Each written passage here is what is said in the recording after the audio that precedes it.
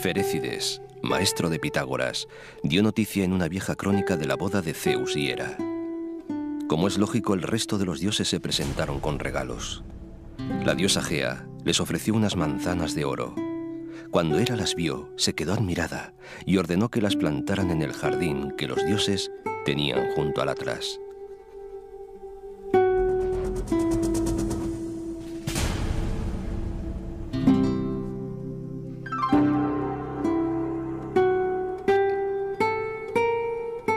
Hesíodo, el gran poeta griego, escribió también sobre un legendario jardín. Contaba la historia de Atlas, aquel gigante que tuvo 3 hijas, las Hespérides.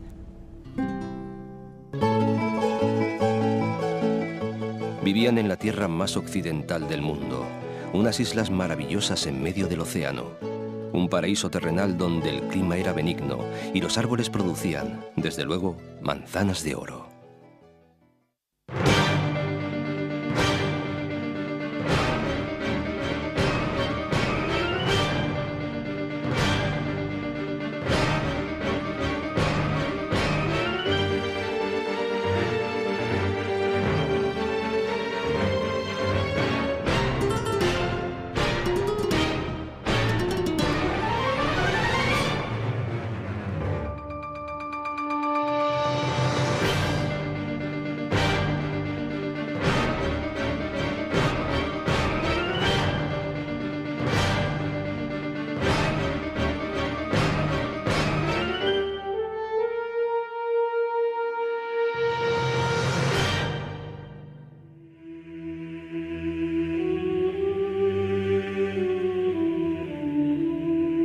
La conquista de las Islas Canarias para la Corona de Castilla la iniciaron en 1402 los normandos Jean de Bethencourt y Gadifer de la Salle, con la toma de Fuerteventura, Lanzarote y El Hierro. Pero pasaron 70 y tantos años antes de que los reyes católicos decidieran completarla. A partir de entonces comenzaron a ser la Europa más cálida. Se propició el cultivo de la caña y se inició la fabricación de azúcares que los hombres de negocios europeos enviaban a los puertos del continente. Los vinos, en especial las malvasías, viajaron a Inglaterra y a las colonias británicas de América, avalados por el aprecio en que los tenían los personajes de Walter Scott y de Shakespeare, quien los consideraban un néctar suficientemente preciado como para que un solo vaso y un muslo de capón bastaran para convencer a Falstaff de vender su alma al diablo.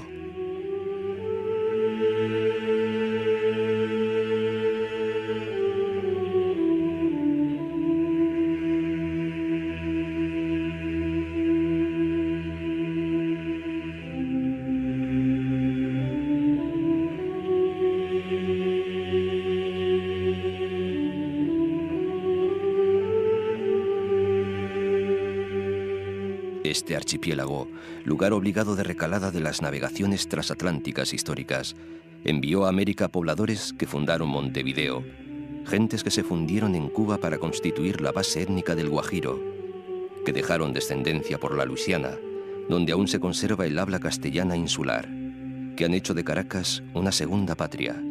Es seguro que hubo canarios en la defensa del Álamo, uno de los mitos de la historia estadounidense, y que otros muchos se acriollaron participando en la independencia de las repúblicas sudamericanas. La historia de Canarias es la síntesis de las de Europa y América de los últimos 500 años.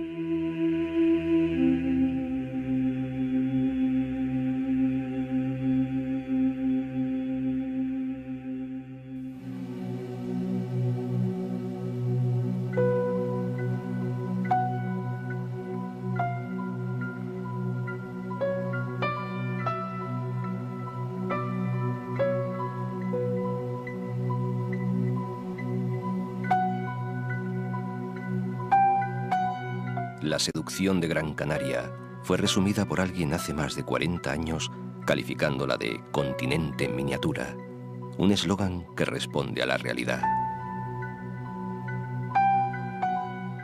3 hombres de nombre Juan, el obispo Frías, el capitán Rejón y el deán Bermúdez, establecían un día de San Juan de 1478 un campamento militar junto al barranco de Guiniguada, llamándolo desde aquel momento el Real de Las Palmas.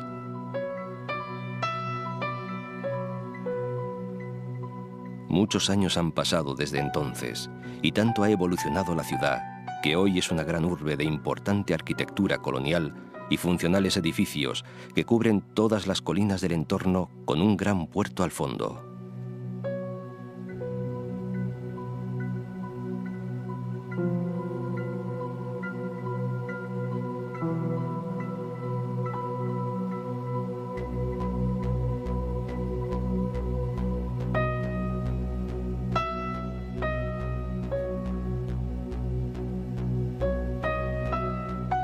Una ciudad con una playa en el centro es un lujo. La de las canteras, 5 kilómetros de arena dorada, es, además, una barrera natural de rocas que para los embates del agua y el principio, o tal vez el punto final de una ciudad, tras la que se desparraman, desordenadas, calles y avenidas, casas y monumentos en un latir constante que se hacen explosión de vida cuando llegan los tiempos del carnaval.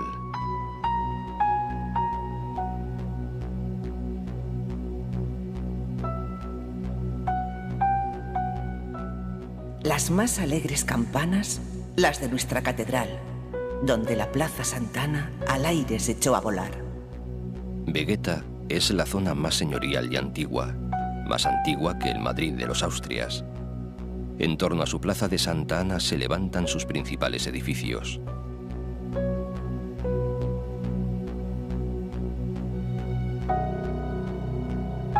Al otro lado del barranco de Guiniguada, cuyo viejo cauce cubre ahora una autovía, el convento e iglesia de San Francisco y el barrio de Triana, que hasta hace un siglo, cuando se construyó el Muelle de la Luz, fue barrio marinero.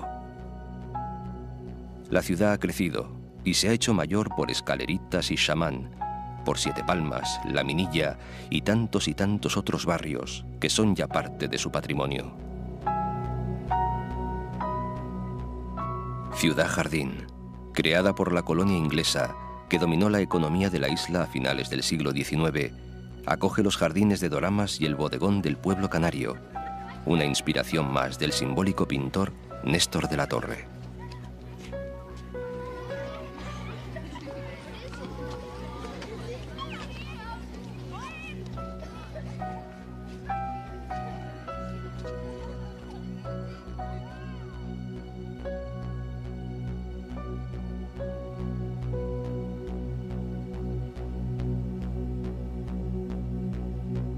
En el otro extremo, el istmo de la Isleta tiene a Barlovento el puerto de la Luz. Grande, impresionante, lleno.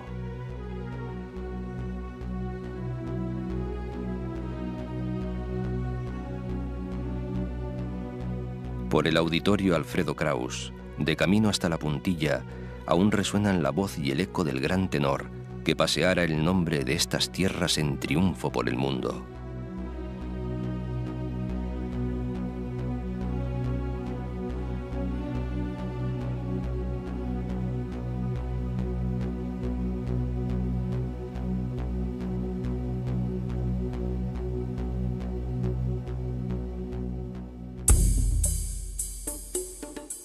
Telde, la primera ciudad en crearse de todo el archipiélago, es ahora la segunda de la isla.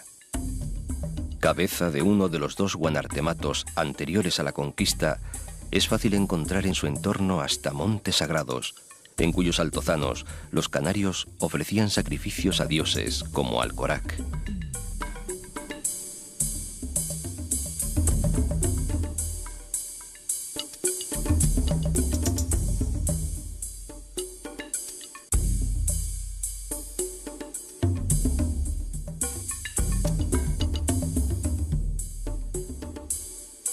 Por Tirajana estuvo la inexpugnable fortaleza de Ansite, junto al monte sagrado, donde se produjo el último enfrentamiento entre guanches y castellanos.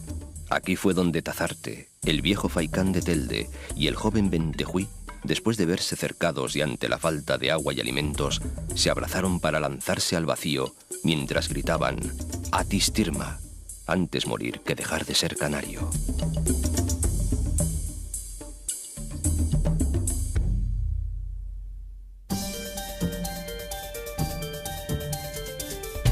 El sur es vida y turismo, ambiente sofisticado entre grandes complejos hoteleros, urbanizaciones sorprendentes, playas concurridas y pequeños puertos. Y en medio de tanto sol y tanta luz, gentes venidas de todos los rincones del planeta en busca de un paraíso. Las playas más extensas y famosas son las del Inglés y Maspalomas. A lo largo de 7 kilómetros de costa se concentran cientos de hoteles, más de la tercera parte de los restaurantes de toda la isla y más de la mitad de los bares y cafeterías. Y si durante siglos este sur fue una zona de vida difícil, por desértica, hoy es el área turística por excelencia. Muchos se asombran ante el hecho de que los gran canarios de la capital tengan por costumbre ir al sur de vacaciones, pero así ha sido durante años. Los jóvenes se van al sur de fiesta, los amigos se van al sur de fin de semana. Los mayores buscan el sur para descansar. Los extranjeros buscan el sol del sur. Siempre el sur.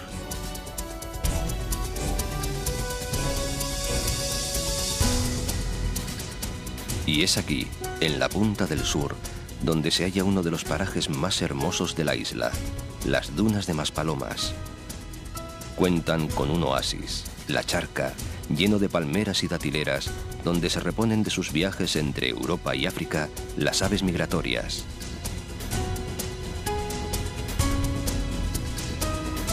Y el famoso y centenario Faro de Maspalomas.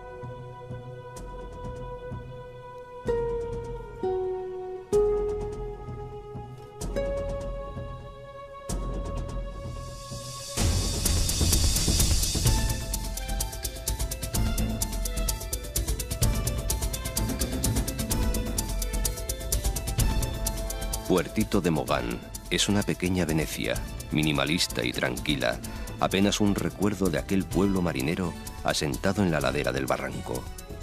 Hoy es un centro turístico de primer orden, que ha sabido preservar su carácter ganándose la vida.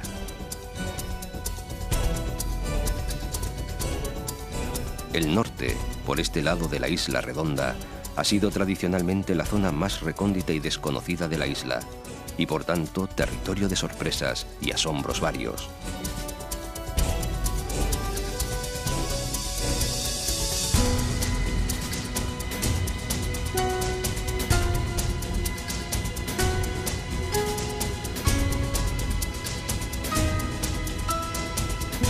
El aislamiento ha protegido a estas tierras de la mano del hombre y las han hecho conservarse para el futuro como un territorio virgen y salvaje.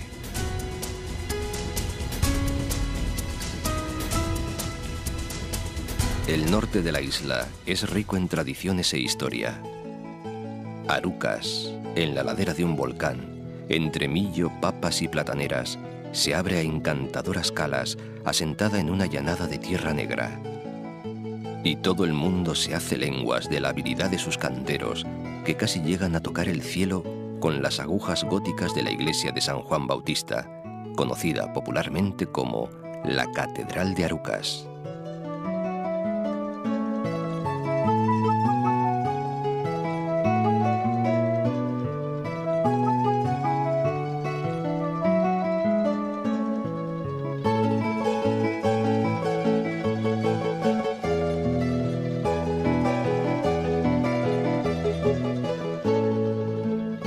Firgas, la vieja Afurgad, siempre lugar de cruce de caminos, ahora de obligatoria parada, es conocida sobre todo por su agua.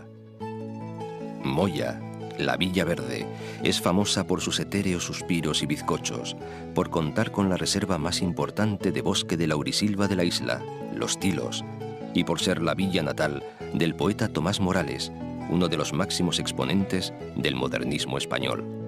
Y de pronto, rasgando la calma, sosegado, un cantar marinero, monótono y cansado, vierte en la noche el dejo de su melancolía.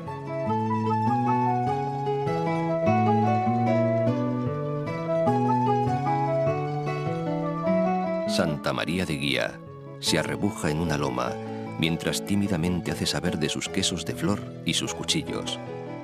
Y presume de ser la villa natal del escultor Luján Pérez, quien puso brillante final a la imaginería barroca española.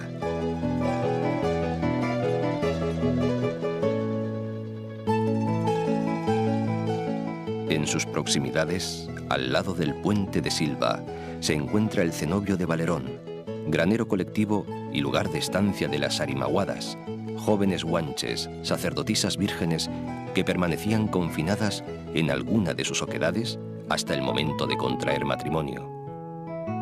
Casi 300 cuevas horadan la ladera de esta montaña. Gáldar, tan cerca, para no ser menos, fue sede de uno de los guanartematos de la isla. Atesora algunos de los vestigios más importantes del pasado: la Cueva Pintada, la necrópolis de la Guancha.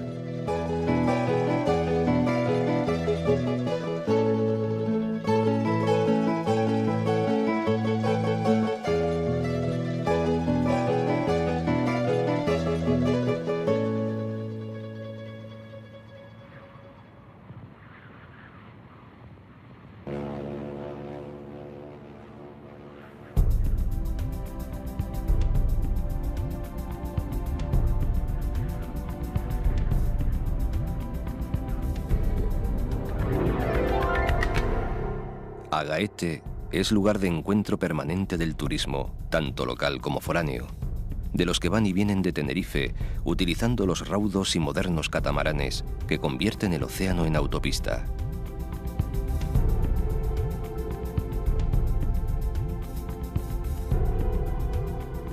La costa ofrece aquí su cara más esplendorosa: el puerto y la playa de las Nieves, por un lado, y el Dedo de Dios, una espectacular roca que emerge del mar, por otro.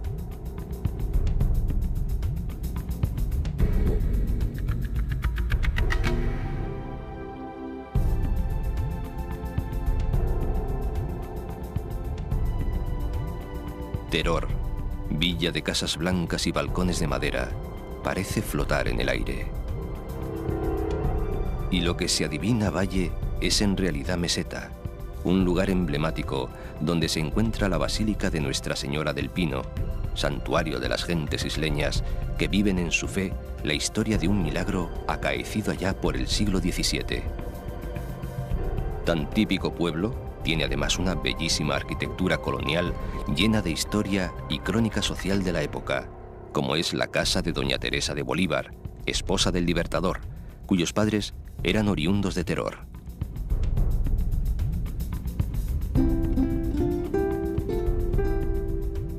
Artenara está en las cumbres de la isla, rodeada de bosques, roques, riscos y barrancos, con viviendas en cuevas y la singular ermita de la Virgen de la Cuevita.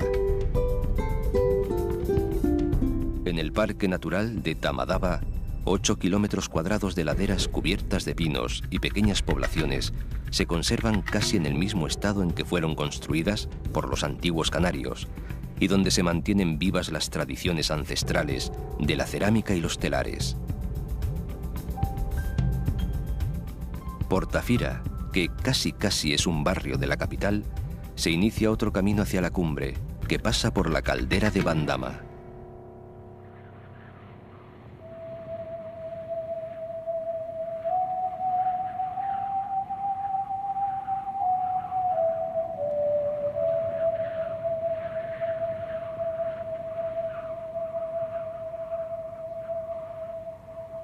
En el centro de la isla, Tejeda, con su famosa cruz, sus puestecitos de dulces y sus paseos en burro. Todo el entorno es grandioso.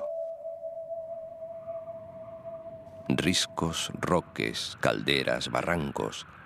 El recuerdo vivo y constante del pasado volcánico, la tempestad petrificada de Miguel de Unamuno. El Roque Ventaiga fue centro religioso de aquellos primitivos pobladores que, llegados de África, ofrecían desde la cazoleta tallada en la roca leche y manteca a sus dioses lejanos.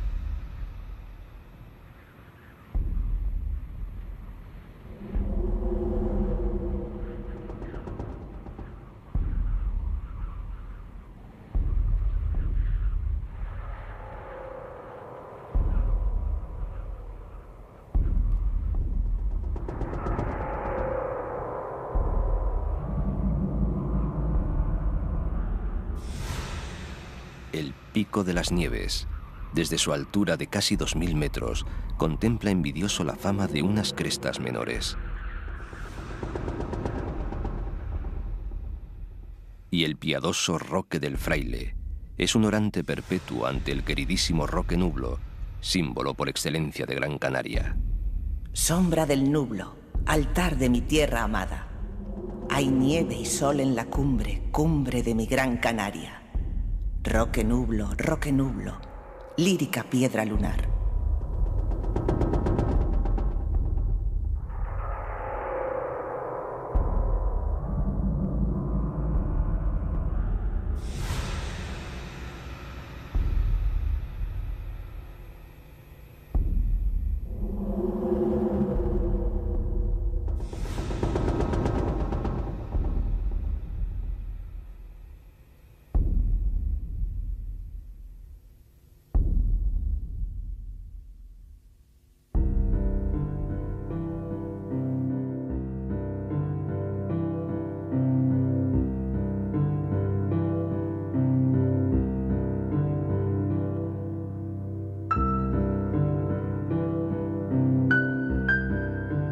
Fuerteventura, la antigua Herbania. Llanadas abiertas, higueras evangélicas, palestinianas, que sacan jugo de la escueta roca, como apreció Unamuno. Dicen que es la isla de la tranquilidad.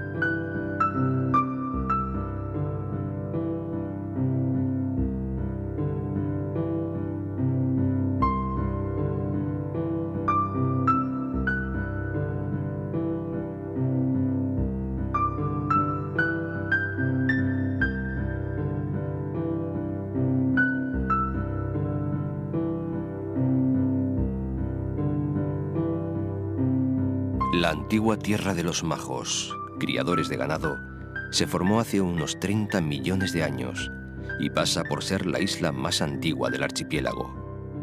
No hay volcanes activos ni memoria de erupciones históricas.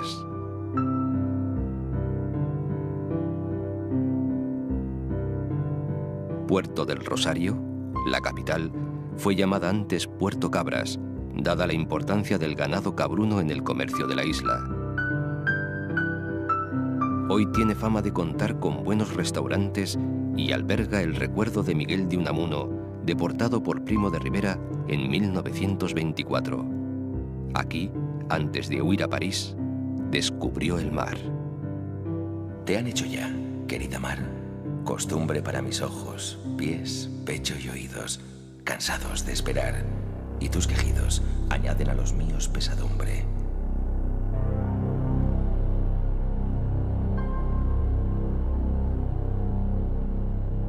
Puerto Lajas se recuesta coqueto en la terraza costera.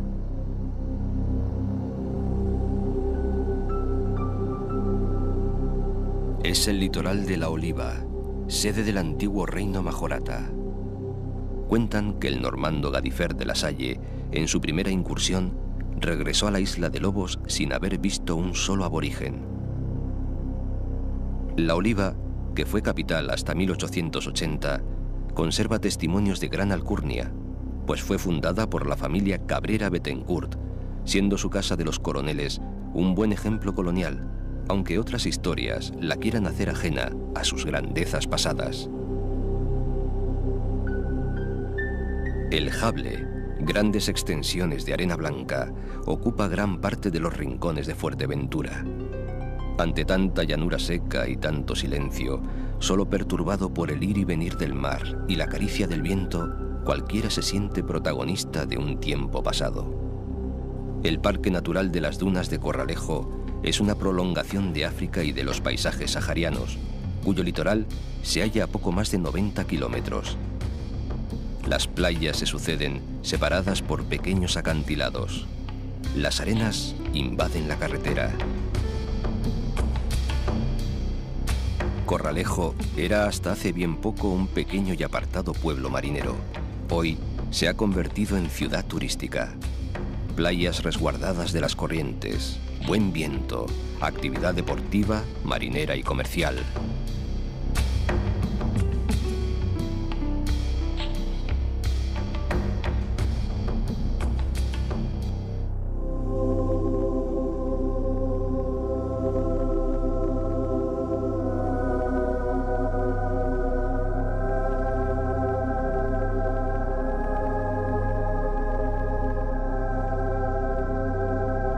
Un estrecho brazo de mar, al que llaman el río, separa la isla de Lobos. Su nombre tiene algo que ver con las focas monje, que los pocos habitantes creían lobos marinos y que aquí vivieron hasta el siglo XIX. Hoy sigue casi virgen, casi vacía, solo unas pocas casas, casi chozas de pescadores. Calas de arena entre el malpaís volcánico, saladares y aves que nidifican en los cantiles, y aguas cristalinas y fondos marinos de gran riqueza biológica.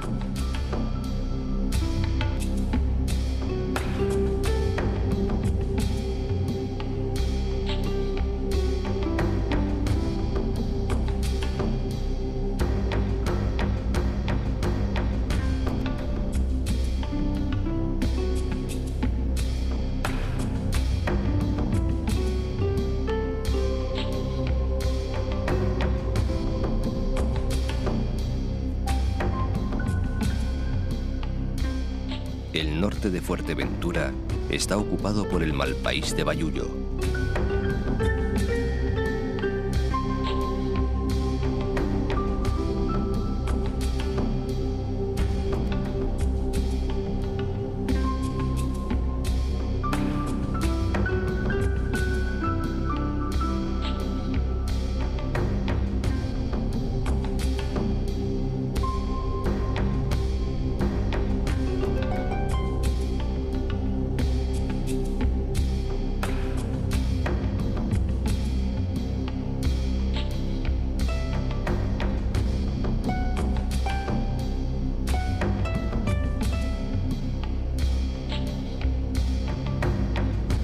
Junto a la montaña quemada, el caserío de Tindaya y la montaña, la que sobrecoge, la que impone, la que guarda para los aborígenes majoreros un significado religioso. Entre los campesinos se cuentan historias de brujas y encantamientos.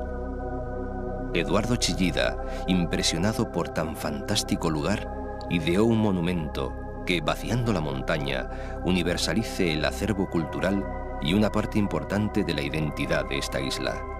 Para algunos el proyecto es casi una herejía.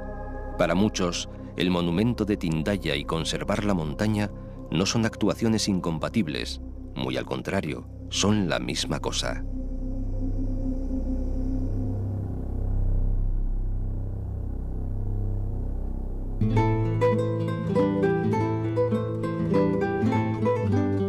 En el interior, la isla cambia de aspecto. Betancuria, arropada en su historia, recibe el nombre en honor de su conquistador, Juan de Betancourt, el navegante normando que gastaba armas en pro de la corona de Castilla. Desde su fundación, se convirtió en capital y centro rector de la isla, y en ella radicaron históricamente los órganos de administración y gobierno. Cuenta la leyenda que los antiguos habitantes fueron los únicos en saber dominar al diablo. En la ermita de San Diego se guarda un trozo de cuerda que servía a los monjes para amarrar a Satanás en el interior de una cuevita.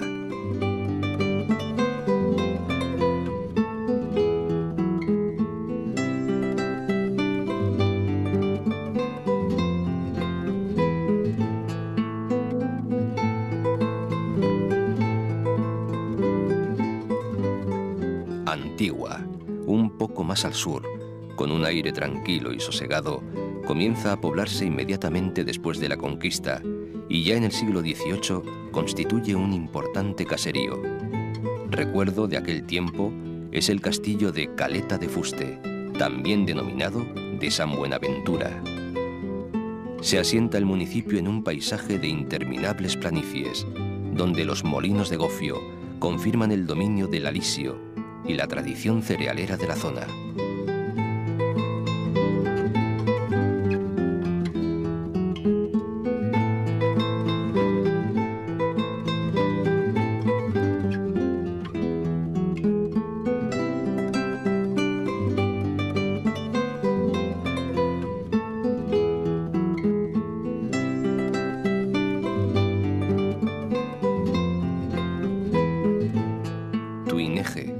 Donde se asentó un importante contingente de población morisca, fue escenario en 1740 de las batallas de Tamasite y Llano Florido, motivadas por las incursiones de corsarios ingleses, cuya derrota se conmemora cada año el día 13 de octubre.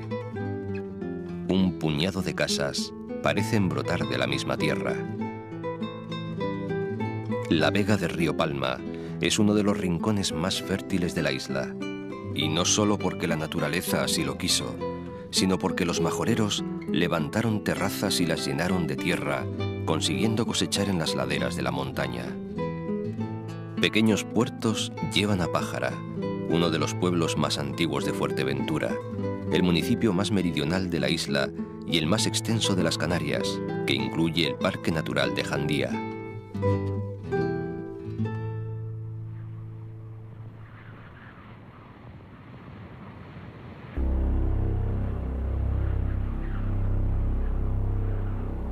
La península de Jandía es un vasto espacio de paisajes solitarios, alucinantes, cercado a Barlovento por un macizo montañoso que desde lo alto de su crestería se desploma hacia la costa.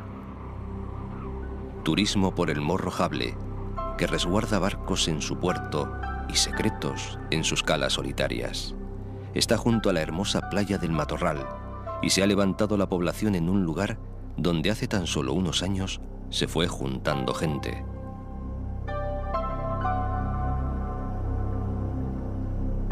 Es una enorme extensión de terreno que fue en su día una inmensa finca propiedad de los marqueses de Lanzarote, condes de Santa Coloma y Cifuentes, grandes de España. Todo apunta a que durante la Segunda Guerra Mundial, Hitler quiso establecer una base secreta de submarinos para controlar el tráfico marítimo en el Atlántico Sur. Y la pequeña historia local confirma que un tal Winter, al que algunos convierten en testaferro del Führer, compró enormes extensiones en la por entonces deshabitada península.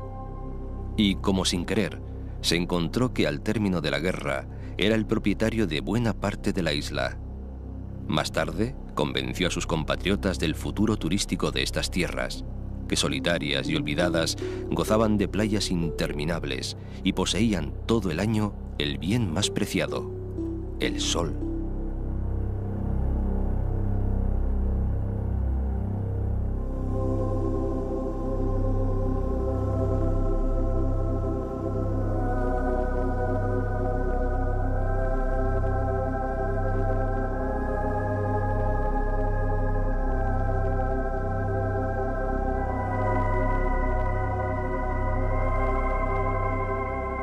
Por aquí, a una sombra, una luz juguetona, que en versión más prosaica bien pudiera ser producto de la combustión espontánea de algún material, pero que las gentes del lugar, seguro que más poéticas, prefieren atribuir a un espíritu. Aseguran haberlo visto muchos majoreros. Es la luz de Mafasca, el alma en pena de Marina de Música, quien huyendo de una condena de la Santa Inquisición, tuvo que apañárselas para sobrevivir en una tierra por demás hostil. Cuentan cómo un día su criado para cocinar algún conejo no encontró más madera que la de una cruz que quemó. Por tal pecado, dicen que andan sus almas en pena.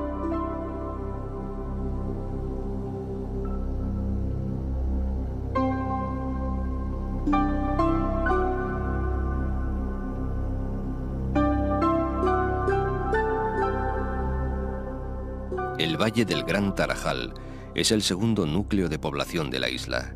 Su secreto, la exportación de tomates y el ser centro de los servicios del sur.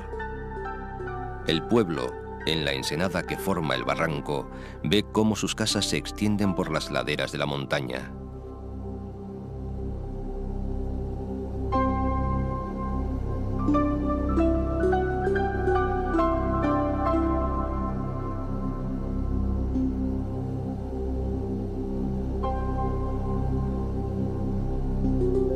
Tanto sosiego convierte a Fuerteventura en un paraíso, un mundo aparte.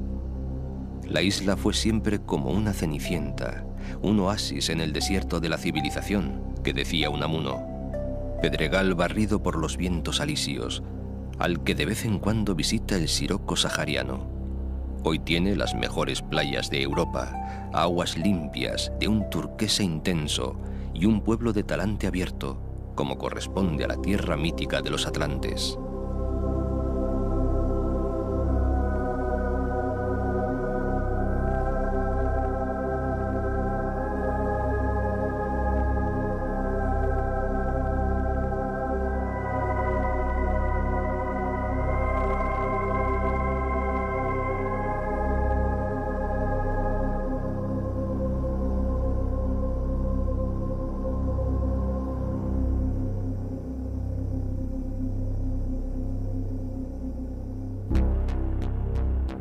Lanzarote, a pesar de hermanarse por cercanía con Fuerteventura, es bien distinta.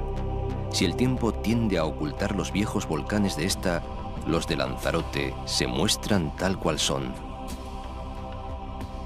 Lanzarote es el volcán y la lucha del hombre contra él.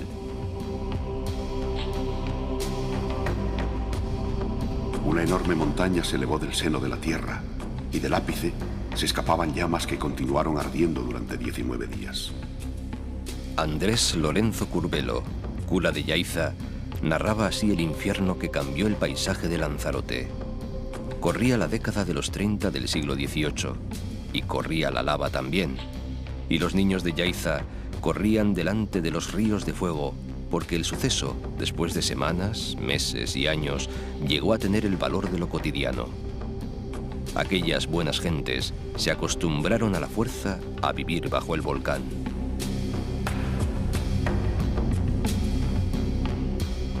La lava sepultó nada menos que 11 pueblos con sus correspondientes cultivos, y los lanzaroteños, escasos de tierras fértiles, acabaron por practicar agujeros en la capa de lava hasta alcanzar el suelo agrícola, donde volvieron a enraizar los viñedos de los que provienen los afamados vinos de la isla.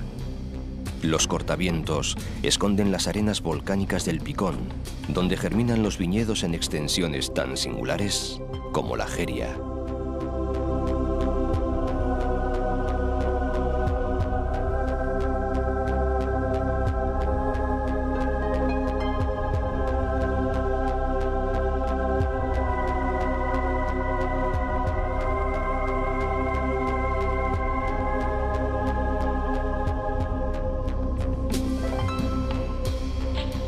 Se ignora el origen de su nombre, aunque los isleños la llaman familiarmente Conejera. Unos lo atribuyen a un intrépido navegante genovés, Lancelotto Malocello. Otros prefieren hablar de una supuesta lanza quebrada por el conquistador Betancourt cuando peleaba por la isla que los aborígenes llamaban Titeroigatra, la de las coloradas lomas, debido al color rojizo de su paisaje. El nombre de la capital, Arrecife, es evidente. Se debe a que está frente a un cinturón de arrecifes marinos, islotes de escasa altura que asoman sus crestas en la marea baja. La vida de la ciudad está desde siempre ligada a su puerto, tanto que primero fue puerto y después ciudad. Las permanentes visitas de los corsarios obligaron a levantar castillos, el de San Gabriel en Erislote y más tarde el de San José, que garantizaban la defensa de la población.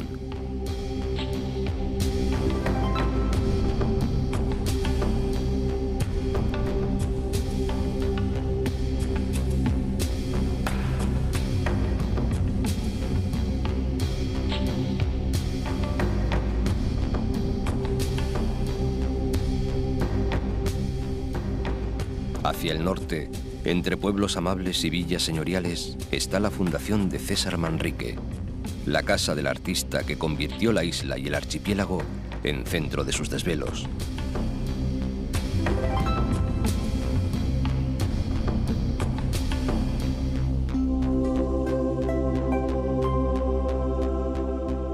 César supo crear la admirable conjunción de un paisaje extraño con modernas ofertas de ocio y recreo, de refinamientos gastronómicos y de prácticas deportivas.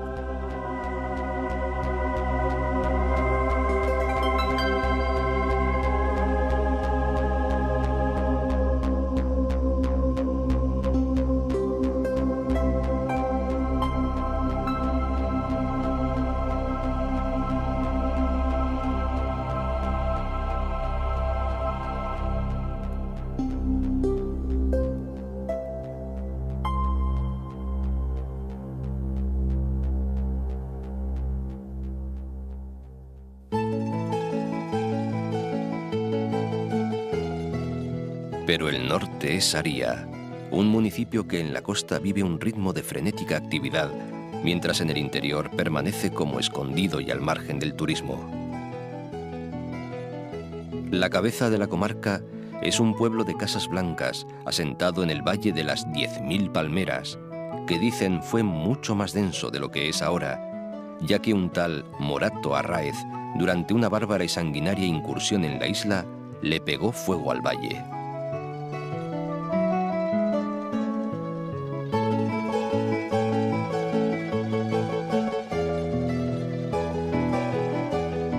Porque es esta una isla cuya historia está también llena de invasiones, conquistas y saqueos.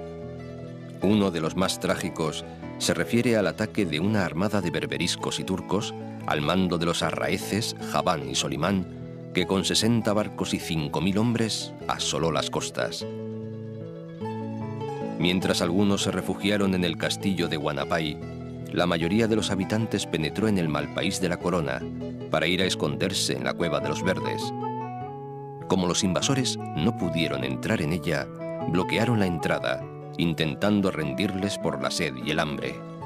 Lo que no sabían es de la existencia de una abertura secreta llamada los almacenes, por la que los refugiados recibían los víveres.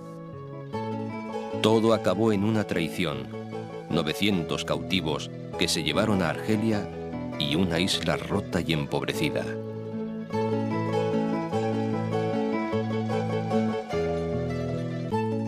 Las erupciones volcánicas que han configurado estas tierras crearon una geografía subterránea agitada, unos tubos que hoy se dejan ver en los jameos del agua. Por aquí se llama jameo a la parte de un tubo volcánico en la que se ha derrumbado el techo, de tal manera que queda una abertura de luz. Es este el primer sueño turístico de César Manrique y su primera intervención sobre el paisaje de la isla.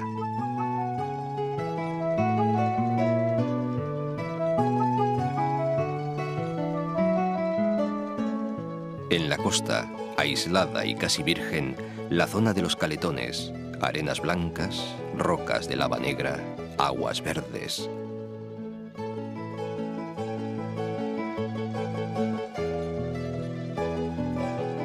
El Mirador del Río, otra obra de César Manrique, se asienta en el lugar de una vieja batería costera de los tiempos de la Guerra de Cuba.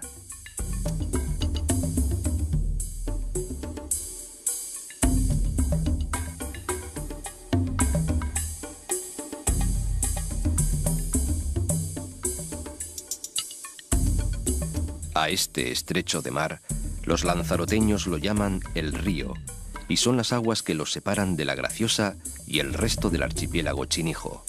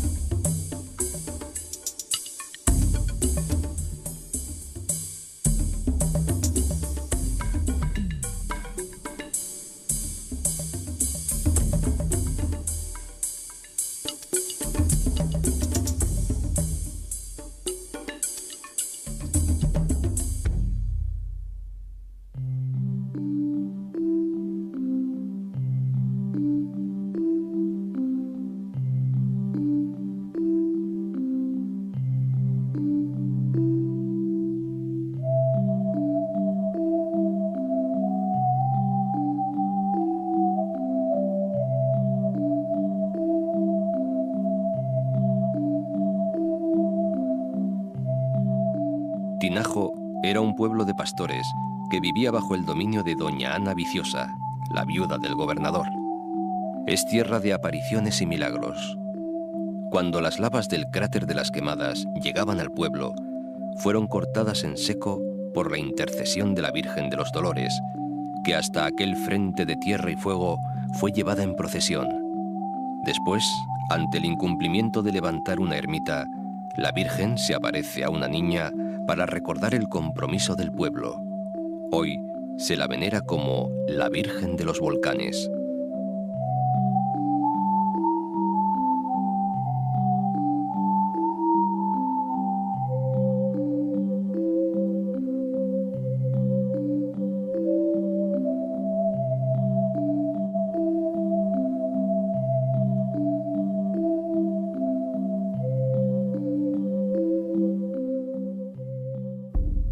En Lanzarote hay un pedazo de tierra que no parece de este mundo. Un paisaje lunar, aparentemente muerto, salpicado de conos volcánicos, cráteres, mares de lava, donde no obstante la vida se abre camino. El Parque Nacional de Timanfaya.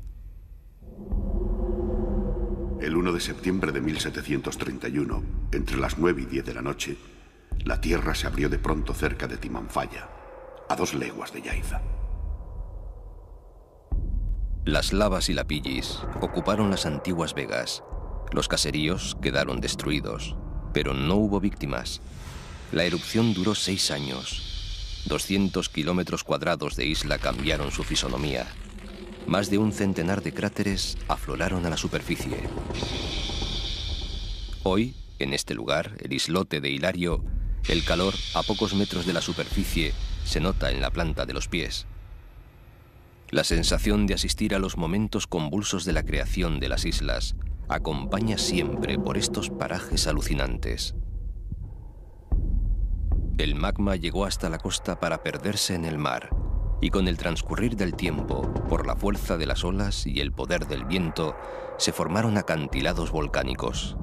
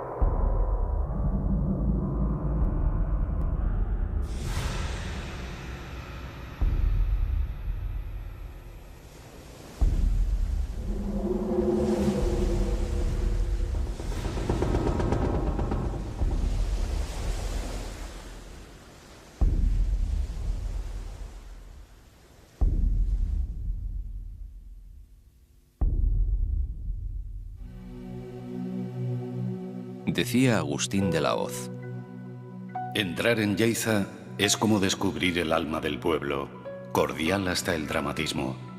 Todos los colores y figuras de Yaiza parecen una extraordinaria sensibilización llevada al movimiento.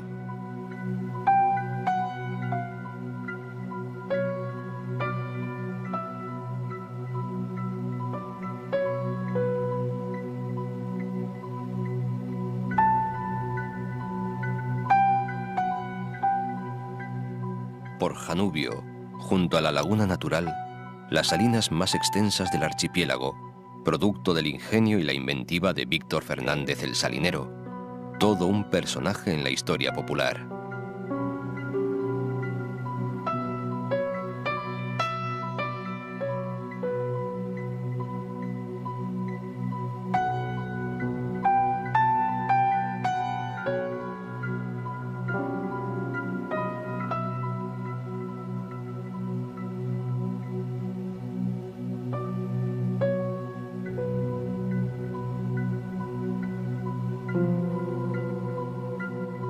Puerto del Carmen pasó en poco tiempo de ser un pequeño pueblo marinero a convertirse en uno de los más demandados destinos de Canarias. No es difícil descubrir el secreto de tanto éxito. Los más de 6 kilómetros de playas que bordean su litoral, arenas doradas y finas que se entremezclan con pequeñas calas formadas por roques o salientes volcánicos, la tranquilidad de las aguas y, sobre todo, la voluntad firme de sus habitantes de ser alguien, de sonar fuerte en el concierto internacional.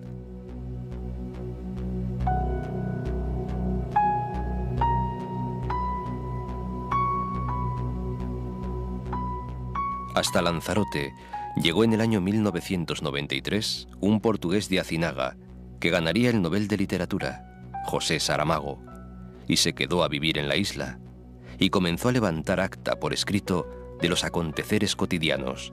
Según sus palabras, solo trata de contar los días con los dedos y encontrar la mano llena. En las páginas de los cuadernos de Lanzarote está su prolífica y ética relación con nuestro tiempo, que tal vez, desde esta isla de tierra quemada, se siente de otra forma. Hay una sensación de misterio y poesía en los atardeceres de Lanzarote. Es el momento de la luz purpúrea de que hablaba Virgilio. Homero habla en la Odisea de los campos elíseos, donde van, tras la muerte, las almas de los héroes y de todos aquellos que han sido virtuosos. Allí los hombres viven dichosamente. Allí jamás hay nieve, ni invierno largo, ni lluvia, sino que el océano manda siempre las brisas del céfiro, de sonoro soplo, para dar a los hombres más frescura. Yo voy soñando caminos de la tarde, las colinas doradas, los verdes pinos y las encinas. ¿A dónde el camino irá? ¿A dónde el camino irá? Yo voy cantando viajero a lo largo del sendero. La tarde cayendo está,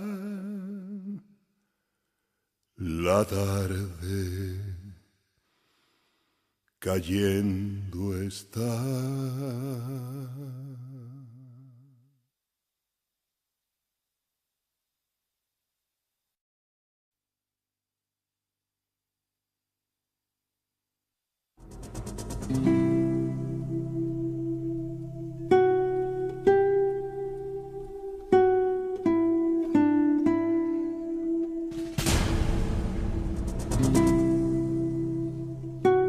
Ferécides, maestro de Pitágoras, dio noticia en una vieja crónica de la boda de Zeus y Hera. Como es lógico, el resto de los dioses se presentaron con regalos. La diosa Gea les ofreció unas manzanas de oro.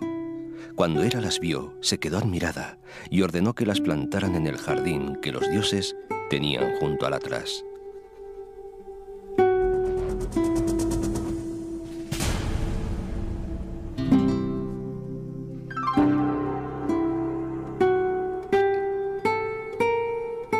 Hesíodo, el gran poeta griego, escribió también sobre un legendario jardín.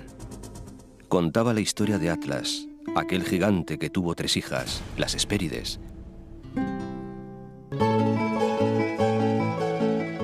Vivían en la tierra más occidental del mundo, unas islas maravillosas en medio del océano, un paraíso terrenal donde el clima era benigno y los árboles producían, desde luego, manzanas de oro.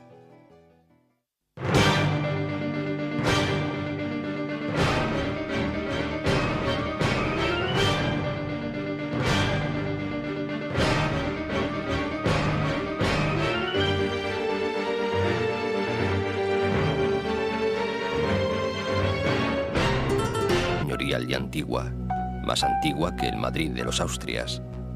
En torno a su plaza de Santa Ana se levantan sus principales edificios.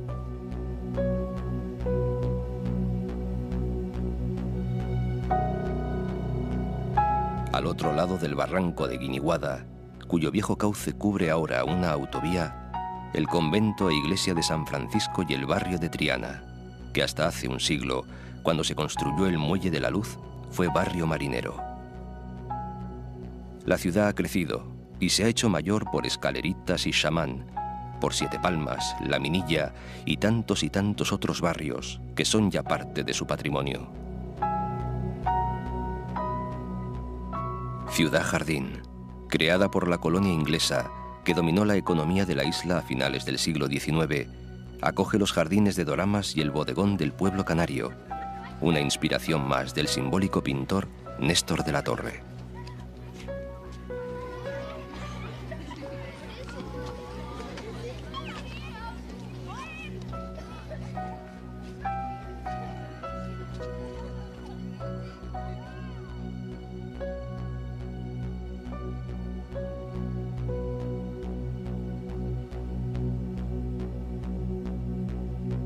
En el otro extremo, el istmo de la isleta tiene a Barlovento el puerto de la Luz. Grande, impresionante, lleno.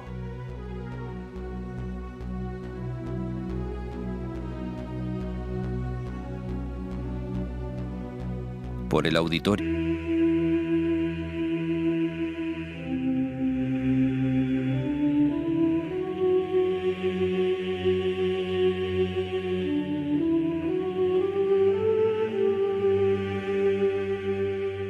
este archipiélago, lugar obligado de recalada de las navegaciones transatlánticas históricas, envió a América pobladores que fundaron Montevideo, gentes que se fundieron en Cuba para constituir la base étnica del Guajiro, que dejaron descendencia por la Luisiana, donde aún se conserva el habla castellana insular, que han hecho de Caracas una segunda patria.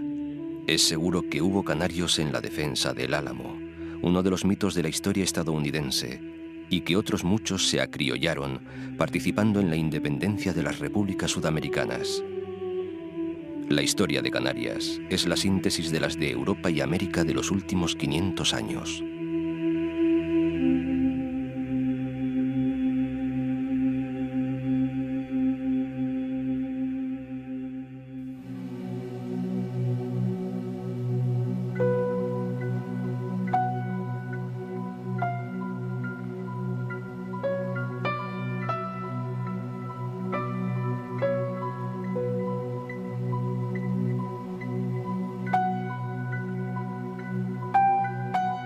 La seducción de Gran Canaria fue resumida por alguien hace más de 40 años, calificándola de continente en miniatura, un eslogan que responde a la realidad. 3 hombres de nombre Juan, el obispo Frías, el capitán Rejón y el deán Bermúdez, establecían un día de San Juan de 1478 un campamento militar junto al barranco de Guiniguada, llamándolo desde aquel momento el Real de las Palmas.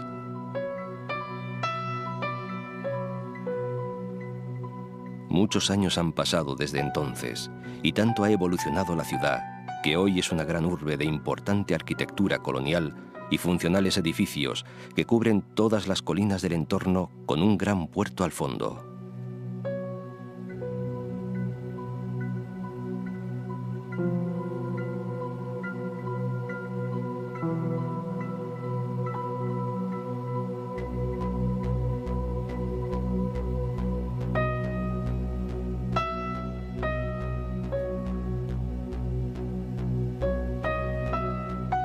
Una ciudad con una playa en el centro es un lujo.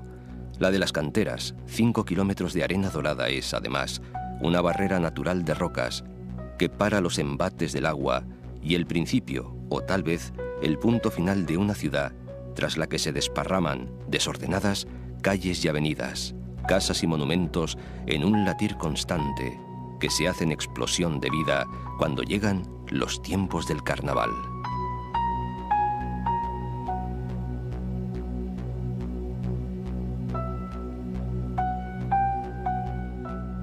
Las más alegres campanas, las de nuestra catedral, donde la Plaza Santana al aire se echó a volar.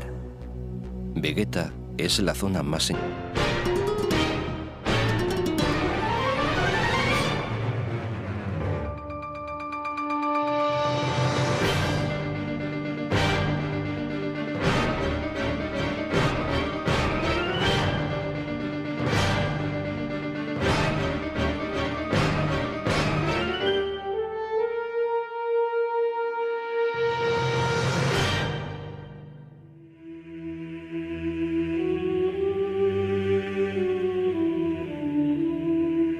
La conquista de las Islas Canarias para la Corona de Castilla la iniciaron en 1402 los normandos Jean de Bethencourt y Gadifer de la Salle, con la toma de Fuerteventura, Lanzarote y El Hierro. Pero pasaron 70 y tantos años antes de que los reyes católicos decidieran completarla. A partir de entonces, comenzaron a ser la Europa más cálida. Se propició el cultivo de la caña y se inició la fabricación de azúcares que los hombres de negocios europeos enviaban a los puertos del continente. Los vinos, en especial las malvasías, viajaron a Inglaterra y a las colonias británicas de América, avalados por el aprecio en que los tenían los personajes de Walter Scott y de Shakespeare, quien los consideraban un néctar suficientemente preciado como para que un solo vaso y un muslo de capón bastaran para convencer a Falstaff de vender su alma al diablo.